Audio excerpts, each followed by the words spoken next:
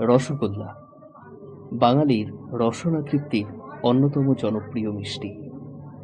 রসগোল্লা প্রধানত সাদা রঙের এক প্রকার ছানার মিষ্টি, চিনি বা গুড় দিয়ে মোটামুটি তৈরি হয়। ছানা পাকিয়ে রসে ডুবিয়ে তৈরি হয় এই রসগোল্লা।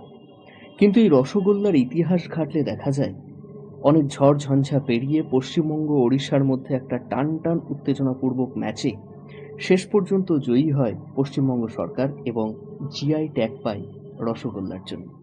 কিন্তু এই রসগোল্লার আবিষ্কার নিয়ে অনেক প্রশ্ন থাকলেও একটা দাবি অনুসারে প্রথম রসগোল্লা প্রস্তুত করেছিলেন নদিয়া জেলার ফুলিয়ার হারাধন ময়রা। কিন্তু কলকাতার নবীনচন্দ্র দাস আধুনিক স্পঞ্জ রসগোল্লার আবিষ্কর্তা ছিলেন।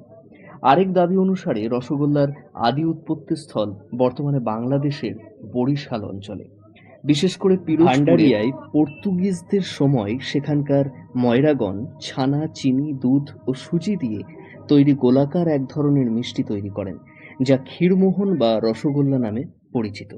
তবে রসগোল্লার আবিষ্কারক যেই হোক না কেন, রসে বসে বাঙালির রসনা তৃপ্তিতে রসগোল্লার জুড়ি মেলা ভার।